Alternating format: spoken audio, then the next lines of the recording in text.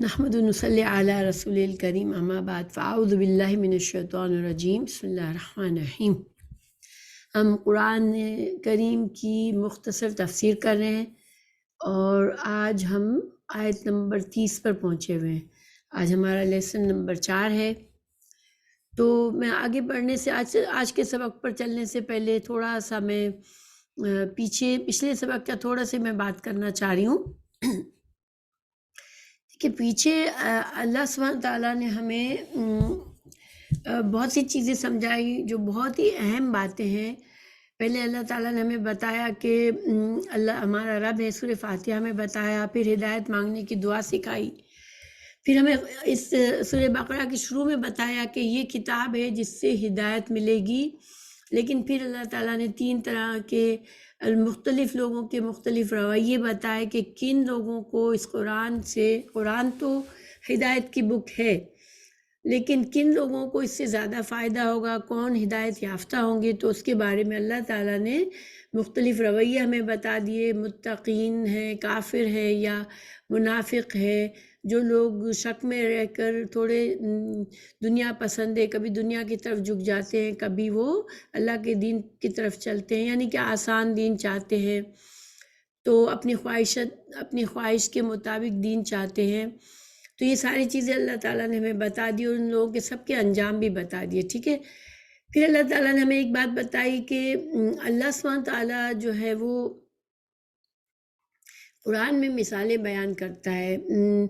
لوگوں کو سمجھانے کے لیے، لیکن جن لوگوں کو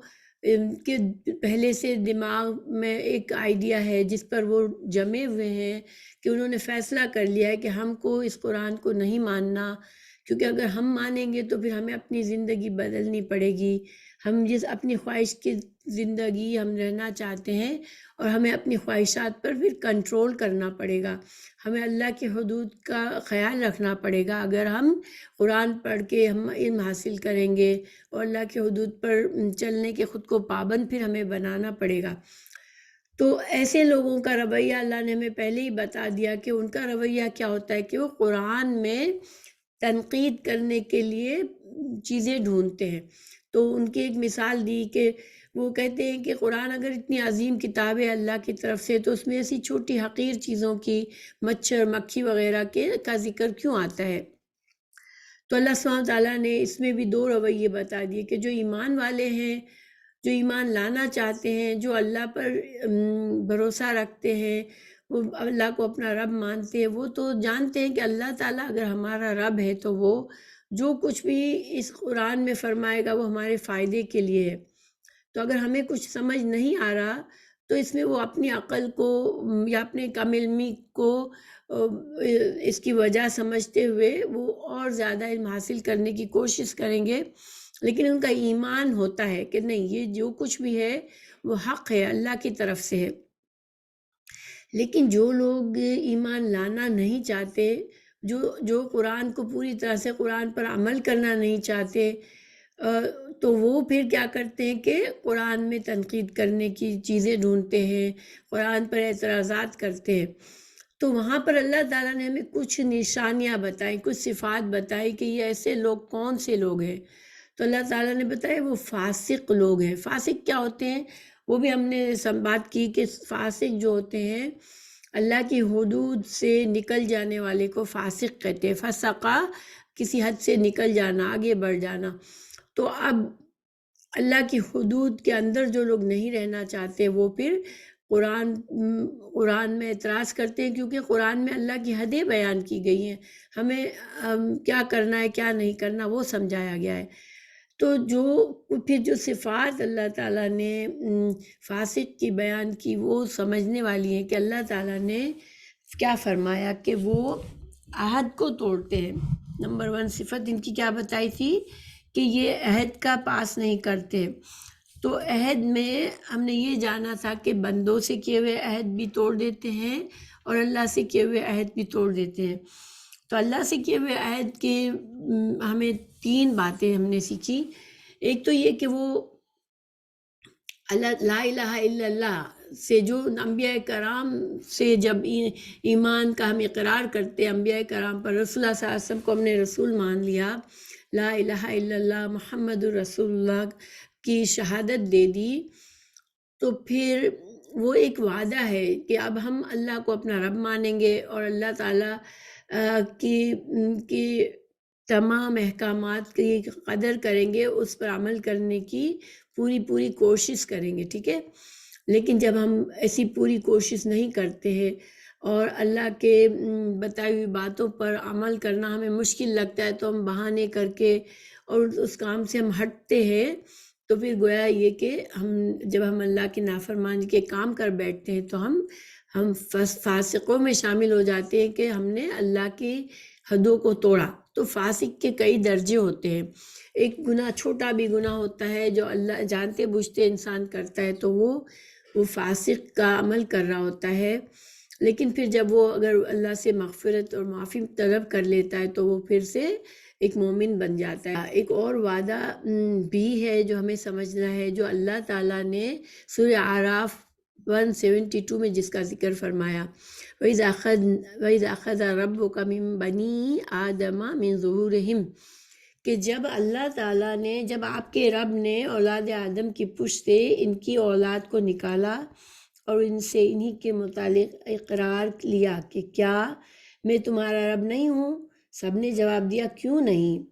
ہم سب گواہ ہیں، ہم سب گواہ بنتے ہیں۔ تو یہ جو ہے یہ وعدہ انسان جو ہے، ہر انسان کے اندر اس وعدے کا شعور موجود ہے۔ ہم جب دنیا میں پیدا ہوتے تو ہمیں یہ بات تو یاد نہیں ہوتی کہ اللہ نے ہم سے وعدہ لیا تھا، مگر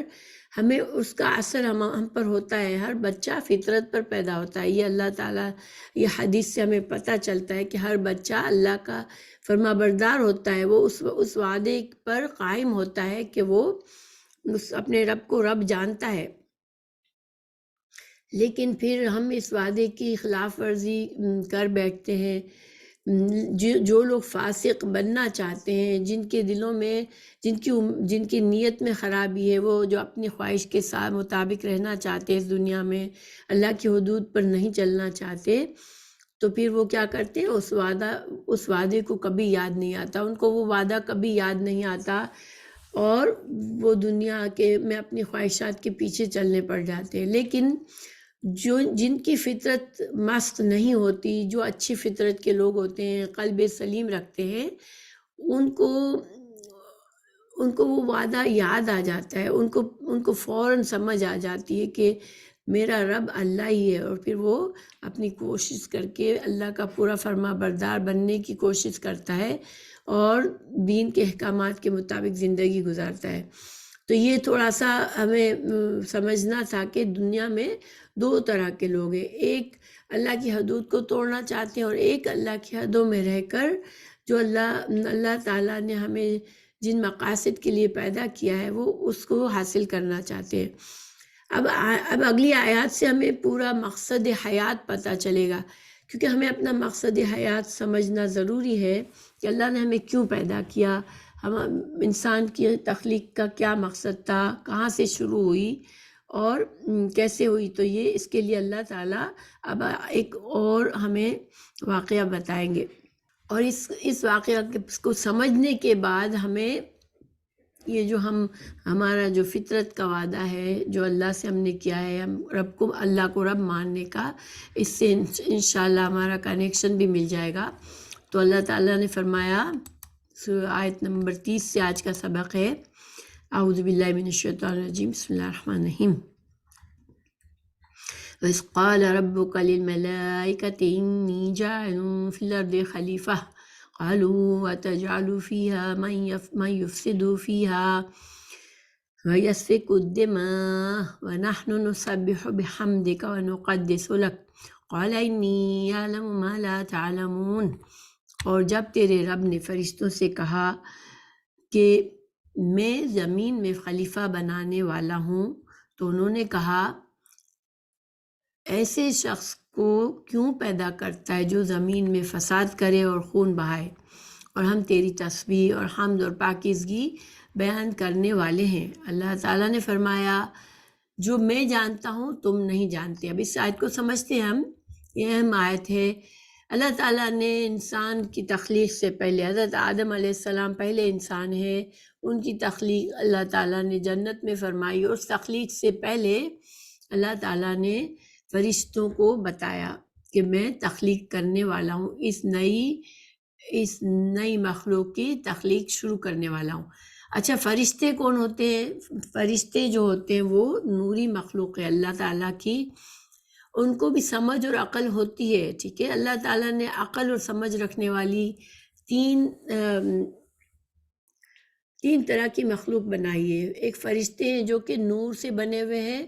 اور ان کی خصوصیت یہ ہے کہ وہ اللہ کے مکمل فرما بردار ہوتے ہیں، وہ اللہ کی نافرمانی کے کام کرنے کے قابل نہیں ہوتے، یعنی کہ ان کے پاس یہ اختیار نہیں ہے کہ وہ چاہے تو اللہ کی فرما برداری کرے اور چاہے تو نہ کرے، ٹھیک ہے۔ اچھا، پھر دوسری جو مخلوق ہے وہ جن ہے، جن کو جن نار سے بنے ہوئے ہیں، اور آگ، ہم آگ کہتے ہیں، نار عربی میں عربک لفظ ہے کہ وہ ان کی تخلیق نار سے ہوئی ہے، اور وہ بھی انسان کی طرح ایک حد تک اختیار رکھنے والی مخلوق ہے کہ وہ اللہ کا چاہے تو نیک بن کے رہے، اللہ کی فرما برداری میں رہے، اور اگر فرما برداری کی تو وہ بھی جنت میں جائیں گے، ٹھیک ہے۔ اور جنہوں نے نافرمانی کی وہ پھر شیطان کی فوج میں شامل ہو جاتے ہیں، اور وہ شیطان ہوتے ہیں، اور وہ نہ صرف خود نافرمانی کرتے ہیں بلکہ وہ انسانوں کو بھی بہکاتے ہیں اور انسانوں کو بھی نافرمانی پر اکساتے ہیں۔ تیسری مخلوق جو ہے وہ انسان ہے۔ اللہ تعالیٰ نے انسان کو با اختیار بنایا ہے، وہ چاہے تو وہ اللہ کی فرما برداری میں زندگی گزارے، چاہے تو وہ نافرمانی کرنے کی کوشش کرے۔ اچھا، اللہ تعالیٰ کی نافرمانی جو ہے اس کے بارے میں تھوڑا سا سمجھنا ضروری ہے کہ انسان کا جو اختیار ملا ہوا ہے، تو اختیار جو ہے انسان کا وہ صرف کس حد تک ہے کہ انسان جو ہے ارادہ کر سکتا ہے اور نیت کر سکتا ہے اور کوشش کر سکتا ہے، ٹھیک ہے۔ یعنی انسان کی نیت، انسان کا ارادہ اور انسان کی کوشش، اس کے لیے اللہ نے اسے اختیار دیا ہے کہ چاہے تو وہ اللہ کی فرما برداری کی طرف ارادہ کرے اور کوشش کرے، یا اللہ کی نافرمانی کے کام کی کوشش کرے، ٹھیک ہے۔ باقی کاموں کا انجام، کام ہو سکتے ہیں نہیں ہو سکتے، یہ سارا کا سارا معاملہ اللہ کے ہاتھ میں ہے، مگر ہمیں جو اللہ تعالیٰ نے اللہ سبحانہ تعالیٰ جو ہمیں سزا یا جزا ملنی ہے آخرت میں، وہ ہماری نیت، ارادے اور کوشش کے پر ہے، کہ ہماری نیت و ارادہ اور کوشش اگر برا تھا، اور اگر پھر بھی اس کے ساری کوشش کے باوجود بھی ہم کچھ برائی نہیں کر سکے، تب بھی ہم چونکہ یہ ہمارا خود ارادہ تھا، ہماری کوشش تھی، تو ہم اس کے لیے سزاوار ہیں، ہم سے پوچھا جائے گا۔ تو اب فرشتوں کو اللہ تعالیٰ نے بتایا،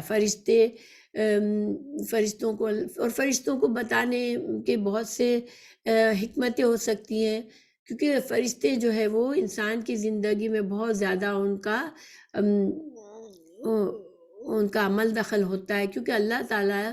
فرشتوں کے ذریعے انسان کے بہت سے کاموں میں فرشتوں کو ذمہ دار بنا، یعنی فرشتے بہت سے کاموں میں شامل ہوتے ہیں،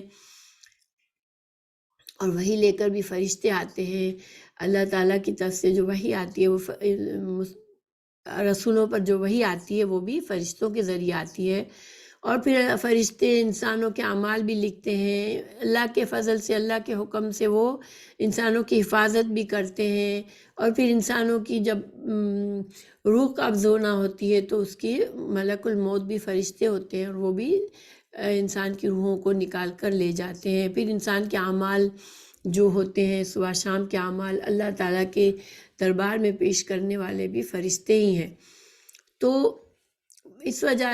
شاید اس وجہ سے اللہ تعالیٰ نے فرشتوں کو پہلے ہی سے آگاہ فرمایا کہ اب یہ مخلوق پیدا ہونے والی ہے دنیا میں۔ اچھا، خلیفہ، لفظ خلیفہ کیا ہے؟ خلیفہ میں کہ ویسے تو اس کے بارے میں بہت سے علماء نے بہت سی باتیں کی ہیں، لیکن خلیفہ کے جو دو اہم معنی کیے جاتے ہیں، وہ ایک یہ کہ اب یہ جو ہے مخلوق نسل در نسل دنیا میں پھیلتی جائے گی، تو یہ نسل در نسل ایک کے بعد ایک آنے والی نسل یہ خلیفہ کے معنی سے ہمیں سمجھ آتا ہے۔ دوسرا اس میں یہ سمجھ آتا ہے کہ خلیفہ ایک با اختیار ہوگی۔ یہ جو اللہ کی تخلیق ہے، یہ جو انسان ہے وہ دنیا میں با اختیار ہوگا۔ اور جیسے کہ اختیار کو میں نے سمجھا دیا کہ اختیار جو ہے وہ اس انسان کے کس راستے کو چنتا ہے، یہ اس کو اختیار ہے۔ اللہ تعالیٰ انبیاء کرام کے ذریعے سے بتائے گا، وہ اس میں آگے کی آیات میں اللہ تعالیٰ ہمیں خود ہی فرمائیں گے کہ اللہ تعالیٰ انبیاء کرام کے ذریعے لوگوں کو ہدایت کا سامان کرے گا، اللہ تعالیٰ ہدایت بھیجے گا، اور پھر بندے اپنی خواہش سے چاہے تو وہ ہدایت کے راستے کو قبول کریں اور چاہے تو اس ہدایت کے راستے سے چلنے سے انکار کریں، اور دونوں صورت میں پھر ان کا آخرت میں انجام ہوگا اسی کے مطابق۔ تو یہ دو معنی کیے جاتے ہیں خلیفہ کے۔ اچھا، تو اب فرشتوں نے کہا کہ یا اللہ تو ایسی مخلوق کیوں پیدا کر رہا ہے کہ جو کہ زمین میں فساد کرے گی اور خون بہائے گی؟ تو اب اب سوال یہ پیدا ہوتا ہے یہاں پر کہ فرشتوں کو کیسے پتہ چلا؟ تو اس کے بارے میں بھی بہت بحث کی علماء نے، لیکن اس کے بارے میں جو مختصر ترین بات یہ ہے کہ پہلی بات، علم جو ہے وہ اللہ سبحانہ تعالیٰ دیتا ہے اپنی مخلوق کو، سارا علم اللہ کے پاس ہے، جو کہ اللہ تعالیٰ نے اس آیت 29 آیت میں بھی اللہ تعالیٰ نے جو خاتمہ کیا تھا وہ فرمایا تھا کہ وَهُوَ بِكُلِّ شَيْءٍ عَلِيمٌ، اللہ ہی ہے جو ہر چیز کا علم رکھتا ہے۔ تو اللہ تعالیٰ نے ہی فرشتوں کو یہ بات بھی، جہاں اللہ نے یہ بتایا کہ میں یہ مخلوق بناؤں گا، وہاں یہ بھی بتا دیا کہ یہ با اختیار مخلوق ہوگی، جو کہ لفظ خلیفہ سے سمجھ آتا ہے، اور پھر جب با اختیار ہوگی تو پھر وہ فساد بھی کرے گی اور وہ خون بھی بہائے گی، کیونکہ انسان اپنے اختیارات کا غلط استعمال کر سکتا ہے تو وہ کرے گا۔ تو فرشتوں نے کہا کہ یا اللہ تو ایسی مخلوق کو کیوں پیدا کرتا ہے جو کہ زمین میں فساد اور بگاڑ پیدا کرے گی؟ دیکھیے فساد اور بگاڑ کیا ہوتا ہے؟ جب انسان اس زمین پر اللہ کی مرضی کے مطابق زندگی گزارتا ہے تو چونکہ اللہ خالق ہے تو وہ ہمیں بہترین طریقہ بتاتا ہے کہ کس طرح اس دنیا پہ خوبصورت زندگی گزار سکتے ہیں انسان،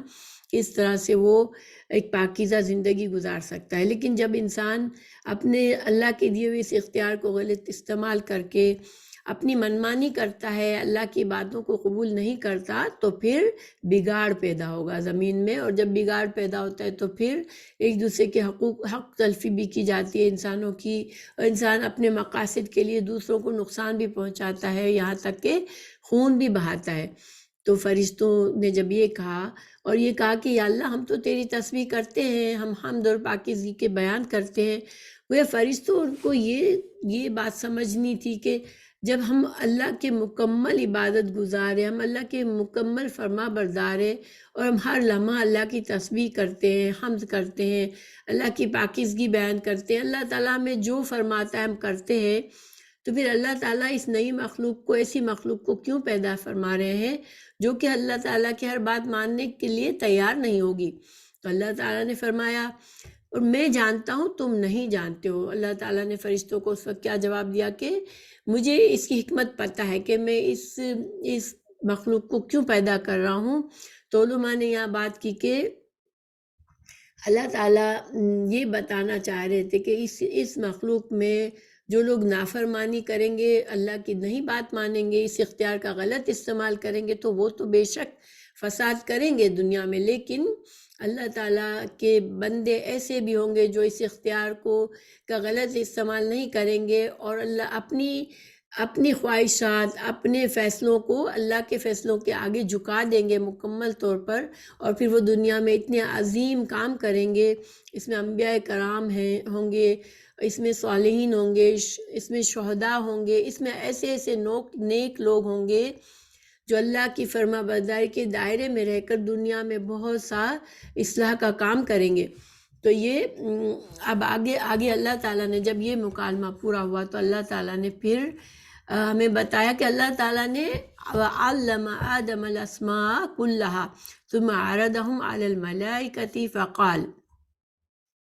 انبئونی باسماء ہؤلاء ان کنتم صادقین۔ پھر اللہ سبحانہ تعالیٰ نے اکرام، ایک عزت اور اکرام کا ذکر فرمایا جو اللہ تعالیٰ نے آدم علیہ السلام کو دیا. اور اللہ تعالیٰ نے جب آدم علیہ السلام کو دیا، اس کا مطلب ہے کہ اللہ تعالیٰ نے نوع انسانی کو دیا، آدم کی اولاد کو دیا. تو وہ کیا فضیلت تھی؟ وہ علم کی فضیلت تھی. اللہ تعالیٰ نے آدم علیہ السلام کو علم سکھایا. اب علم کون سا سکھایا تھا؟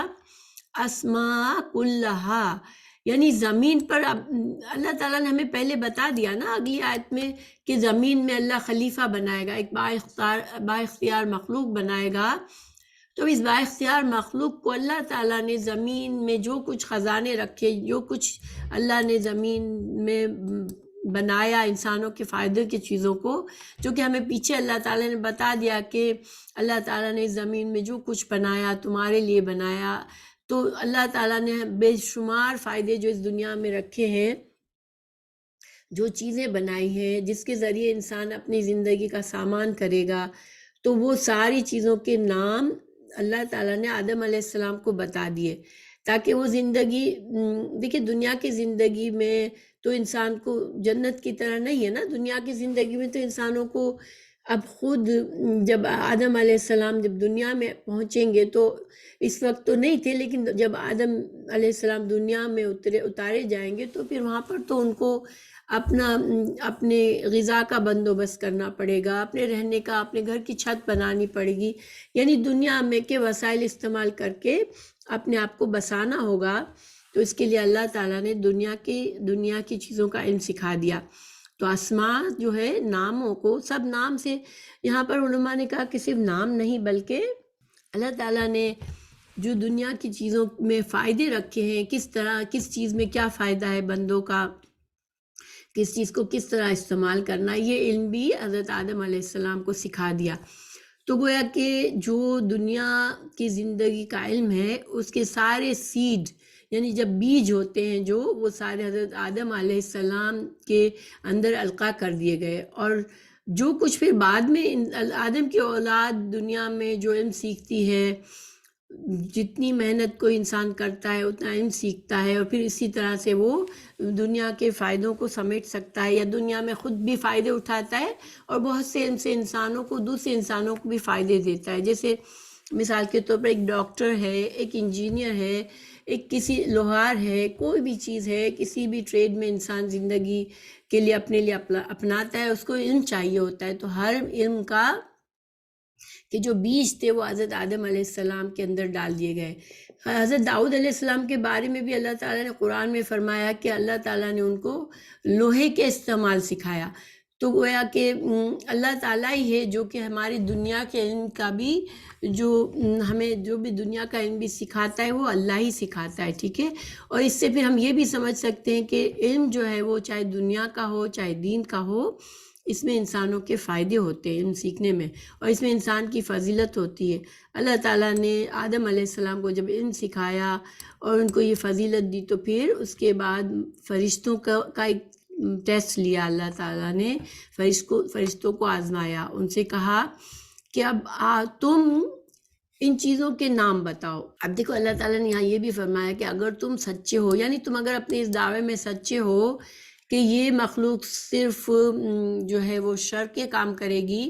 تو پھر تم یہ علم جس سے فضیلت ہوتی ہے انسان کی، اب تم بھی بتاؤ، اب تم ان چیزوں کے نام بتاؤ. تو انہوں نے کہا قالوا سبحانک لا علم لنا الا ما علمتنا انک انت العلیم الحکیم. فرشتوں نے کہا یا رب، یا اللہ، تو ہی پاک ہے، یعنی ہر عیب سے تو پاک ہے، اور ہم کو تو جو علم ہے وہ صرف اتنا ہی ہے جتنا تو نے ہمیں سکھا رکھا ہے. تو ہی ہر چیز کے علم کا، تمام علم تو تیرے ہی پاس ہے. العلیم اور الحکیم میں استغراق ہے، جیسے کہ الحمد میں ہم نے سمجھا تھا کہ تمام علم اور تمام حکمت جو ہے وہ صرف اللہ کے پاس ہے. تو قال یا آدم انبئہم باسمائہم فلما انبأهم باسمائہم قال الم اقل لکم انی اعلم غیب السماوات والارض واعلم ما تبدون وما کنتم تکتمون. اب اللہ سبحانہ تعالیٰ نے حضرت آدم علیہ السلام کو مخاطب فرمایا. اور یہاں پر ایک چیز ہمیں یہ بھی سائٹ کی پتہ چلتی ہے کہ جس طرح حضرت اللہ تعالیٰ نے حضرت موسیٰ علیہ السلام کو ہم کلیم اللہ کہتے ہیں، اللہ تعالیٰ نے ان سے کلام فرمایا تھا، اسی طرح حضرت آدم علیہ السلام بھی کلیم اللہ ہے کہ حضرت آدم علیہ السلام سے بھی اللہ تعالیٰ نے خود مخاطب کر کے فرمایا کہ اے آدم تم ان کے نام بتاؤ. جب انہوں نے بتا دیے تو فرمایا کیا میں نے تمہیں پہلے ہی نہ کہا تھا کہ زمین اور آسمانوں کا غیب میں ہی جانتا ہوں اور میرے علم میں ہے جو تم ظاہر کر رہے ہو اور تم چھپاتے ہو. اچھا، یہاں پر جو اللہ تعالیٰ نے فرمایا فرشتوں سے کہ میرے علم میں ہے جو تم ظاہر کرتے ہو اور تم چھپاتے ہو، تو چونکہ دیکھیں قرآن ہمیشہ کے لیے ہے، ٹھیک ہے، تو اللہ تعالیٰ یہاں پر صرف آدم علیہ السلام سے خطاب، یعنی صرف فرشتوں سے خطاب نہیں ہے، یہاں پر اللہ تعالیٰ کی دوسری مخلوق سے بھی ہے کہ ہمیشہ تک کے لیے زندگی میں ہمیشہ بھی جب تک کہ جو بھی لوگ آئیں گے، جو انسان، جو مخلوق آئے گی، تو اللہ تعالیٰ سب کے رازوں کو جاننے والا ہے. جو ہم ظاہر کرتے ہیں، جو ہم اپنے دلوں میں چھپاتے ہیں، تو اللہ سب کچھ جاننے والا ہے. اور یہ بات ہمیں یاد رکھنے والی ہے کہ ہم اپنے اندر کے دل کے خیالات کا بھی ہم خیال رکھیں، ہم اس میں بھی ایسی سوچ بھی ہماری نہ ہو جس سے ہمیں پتہ ہو کہ اللہ تعالیٰ ناراض ہو سکتا ہے، کیونکہ اللہ تعالیٰ ہمارے دل کی سوچ بھی جانتا ہے. اچھا، تو اب پھر وَإِذْ قُلْنَا لِلْمَلَائِكَةِ اسْجُدُوا لِآدَمَ فَسَجَدُوا إِلَّا إِبْلِيسَ. اللہ تعالیٰ نے ایک اور عزت بخشی آدم علیہ السلام کو. پہلے ان کی عزت بخشی، ان سے ان کی فضیلت کو بڑھایا. اب جب ان کی فضیلت بڑھ گئی اور جب فرشتوں پر ثابت ہو گیا کہ یہ فضیلت والی مخلوق ہے، تو پھر اللہ تعالیٰ نے فرمایا فرشتوں سے کہ آدم علیہ السلام کو سجدہ کرو. اب اس پر بھی علماء نے بات کی ہے کہ سجدہ یہ عبادت کا سجدہ تھا یا یہ اکرام اور تعظیم کا سجدہ تھا. تو یہ سجدہ تعظیم کا تھا، کیونکہ اللہ تعالیٰ نے حضرت آدم علیہ السلام کو علم کے ذریعے عزت دی، پھر فرشتوں سے ان کو سجدہ کروایا. اچھا، دوسری بات یہ کہ ہماری شریعت میں سجدہ کرنا چاہے تعظیم کا ہو چاہے عبادت کا ہو، ہم کسی مخلوق کو سجدہ نہیں کر سکتے، ٹھیک ہے.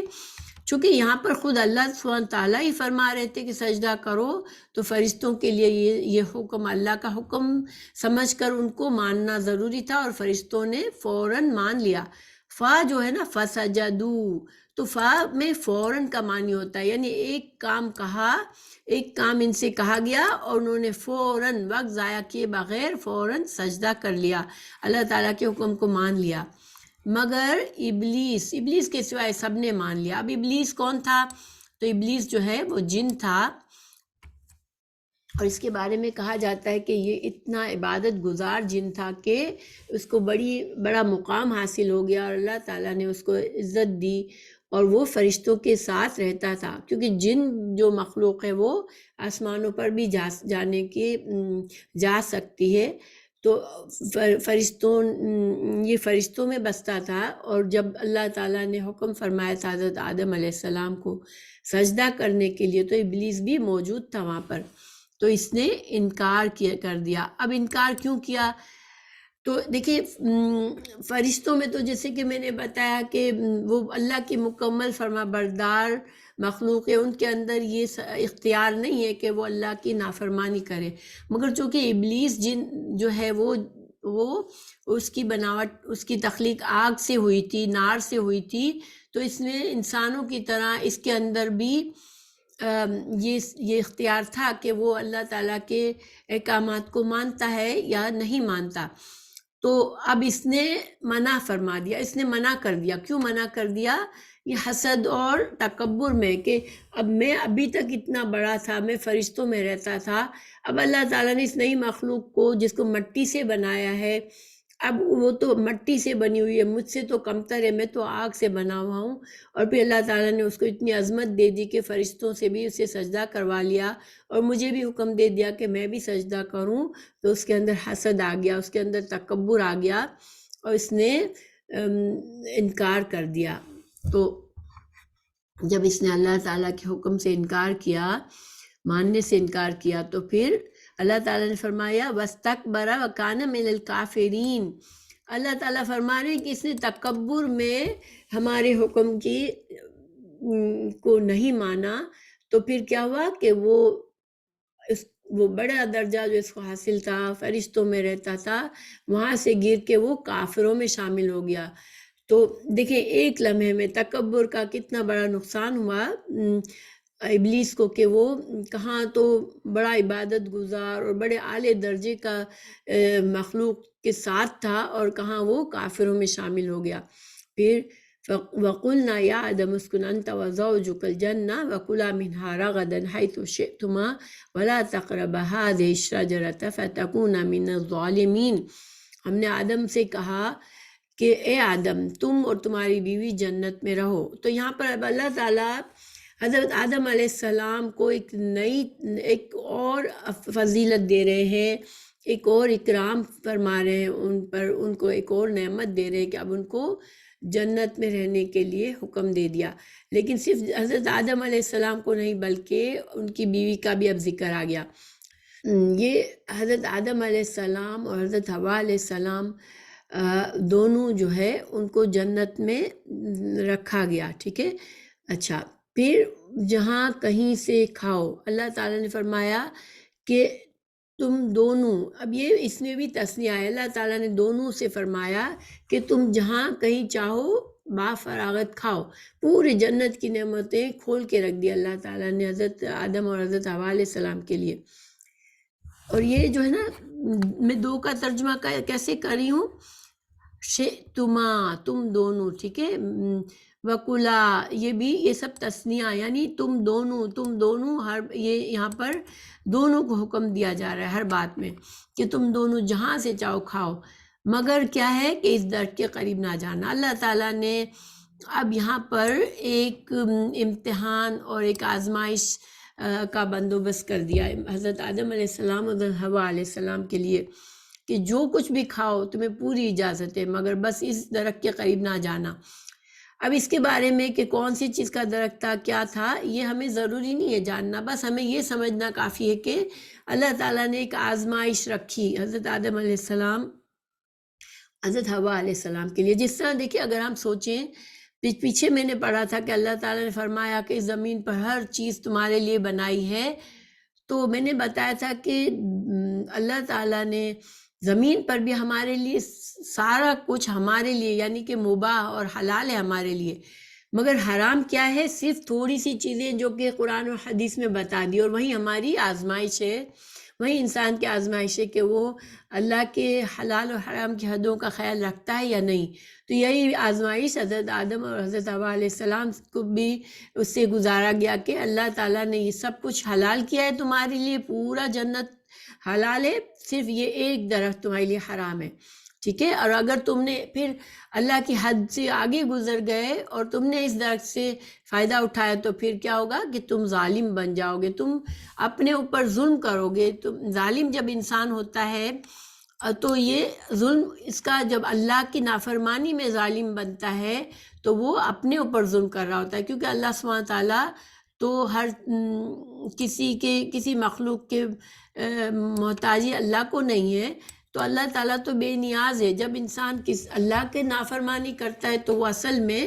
اپنے لیے برائی کما رہا ہوتا ہے، اپنا انجام خراب کر رہا ہوتا ہے۔ تو بہرحال اب کیا ہوا، فَأَزَلَّهُمَا الشَّيْطَانُ عَنْهَا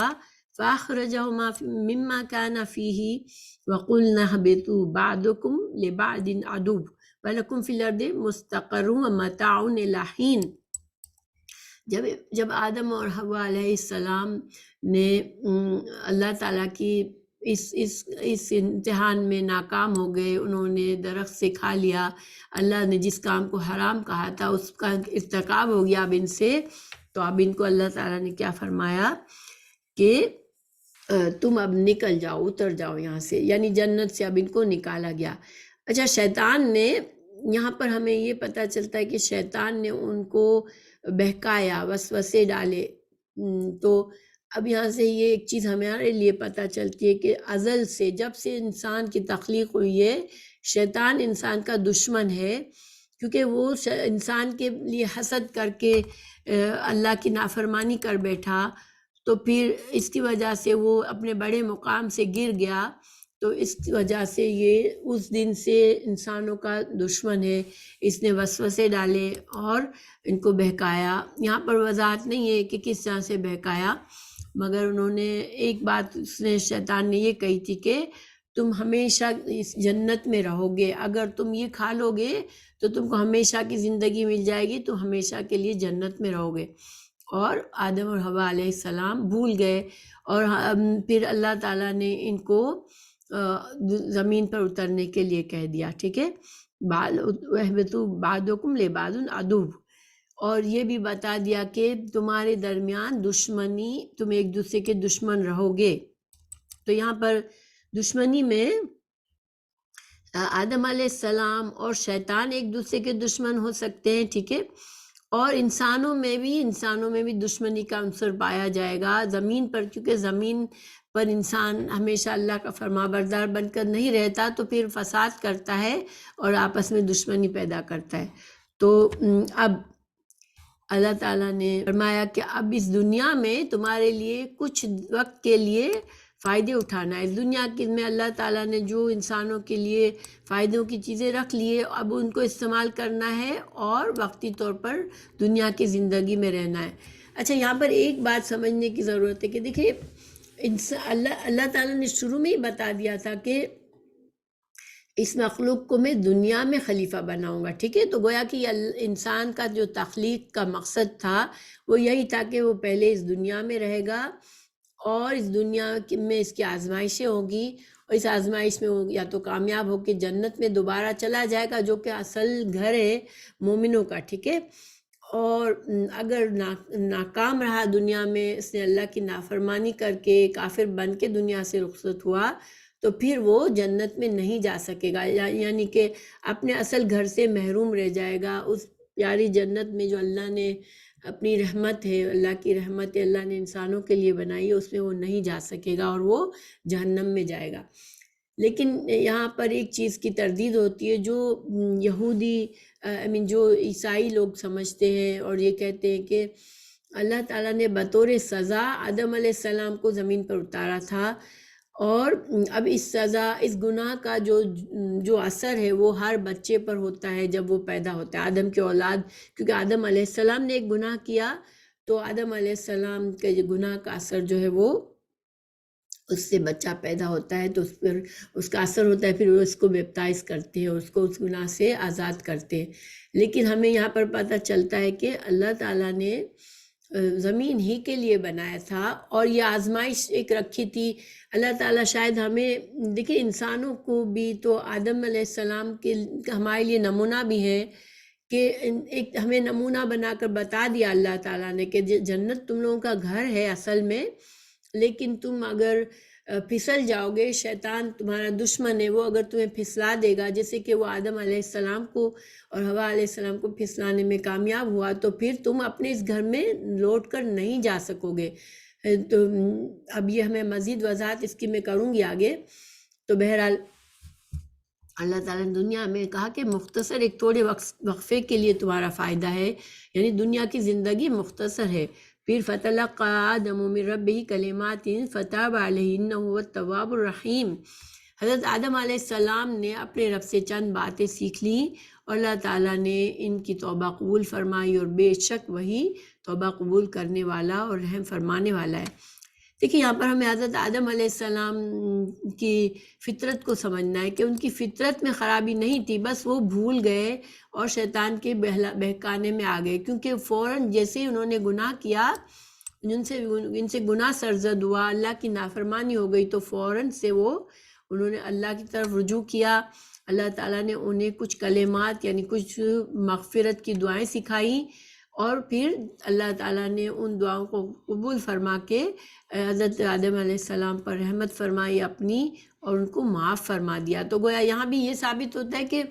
حضرت آدم علیہ السلام دنیا میں بطور سزا نہیں آئے ہیں، نہ ہی ان کا گناہ جو ہے وہ ان کے سر پر ہمیشہ رہا، اور نہ ہی آدم اولاد گناہ کے ساتھ پیدا ہوتی ہے، اوریجنل سن کہتے ہیں وہ اس کو عیسائی۔ بلکہ اللہ تعالیٰ نے فرما دیا کہ اللہ تعالیٰ نے ان کی توبہ قبول فرما لی اور ان پر رحم فرمایا۔ تو اب یہ کون سے کلمات تھے یہ جس کو حضرت آدم علیہ السلام کو سکھایا گیا تھا؟ سورہ الاعراف میں اللہ تعالیٰ نے وہ کلمات بیان فرمائے ہیں، ٹھیک ہے؟ اور وہ دعا ہے ربنا ظلمنا انفسنا وان لم تغفر لنا وترحمنا۔ تو اے رب ہم دونوں نے، یہاں بھی تثنیہ ہے، ٹھیک ہے؟ اے رب ہم دونوں نے ظلم کیا اپنے نفسوں پر، اگر تو ہمیں بخشش ہماری بخشش نہ کرے گا، ہمارے گناہ نہ معاف فرمائے گا تو پھر، اور تو ہم پر رحم نہیں کرے گا تو ہم جو ہے خسارے میں پڑ جائیں گے۔ اچھا، یہاں پر جو ہے ہمیں یہاں پر کیا پتہ چلا کہ اللہ تعالیٰ نے خود ہی دعا سکھائی اور اس دعا کو مانگنے سے حضرت آدم علیہ السلام، حضرت حوا علیہ السلام کی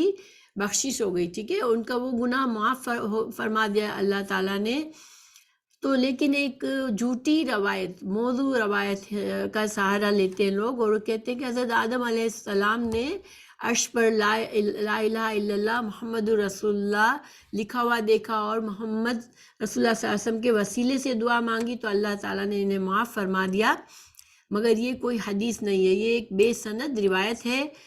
اور قرآن سے بھی معارض ہے۔ یعنی کہ رسول اللہ صلی اللہ علیہ وسلم کا اپنا درجہ بے شک بہت ہی بلند ہے، تمام انسانوں میں بلند درجہ ہے، مگر جو چیز جو فضیلت یا جو بات حق نہیں ہے اس کو کہہ کر ہم درجات بلند کرنے کی مزید کوشش نہیں کر سکتے۔ اللہ تعالیٰ نے خود ہی ان کو بلند درجہ دیا ہے۔ اور دوسری بات یہ کہ دیکھیں قرآن میں ہمیں پتہ چلے گا کہ تمام انبیاء علیہ السلام نے براہ راست اللہ سبحانہ تعالیٰ سے دعائیں فرمائی ہے، کسی کا وسیلہ نہیں دیا کہ رسول اللہ صلی اللہ علیہ وسلم کے وسیلے سے ہمیں معاف کر دے۔ تو یہ جو وسیلہ دینا جو ہے اس کے لیے یہ اس طرح سے ہم وسیلہ نہیں دے سکتے۔ وسیلے کے بارے میں انشاءاللہ ہم آگے کہیں اس ٹاپک پر بات کریں گے، لیکن ہمیں قرآن میں کیا سکھایا گیا ہے کہ اللہ سبحانہ تعالیٰ اپنے بندوں سے دعائیں خود قبول فرماتا ہے اور ہمیں اللہ سے خود دعائیں مانگنی چاہیے۔ تمام انبیاء کرام نے بھی براہ راست اللہ سے دعائیں مانگی ہے، کسی نبی ولی بزرگ کا واسطہ اور وسیلہ نہیں پکڑا ہے، ٹھیک ہے؟ تو اس لیے نبی کریم صلی اللہ علیہ وسلم سمیت تمام انبیاء کا طریقہ دعا یہی رہا ہے کہ بغیر کسی واسطے اور وسیلے کے اللہ کی بارگاہ میں دعا کی جائے۔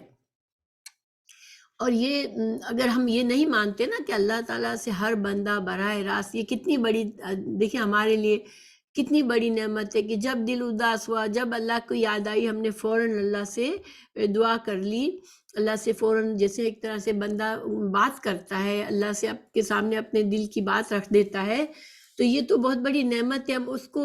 جٹلا کر اس سے فائدہ اٹھانے کے بجائے ہم کہیں ہمیشہ کسی نہ کسی بزرگ کا ہاتھ پکڑے، کسی کا وسیلہ پکڑے، تو ہمیں یہ طریقہ دین کے سنت کے خلاف ہے، ٹھیک ہے؟ انبیاء کرام کے طریقے کے خلاف ہے۔ پھر اللہ سبحانہ تعالیٰ نے فرمایا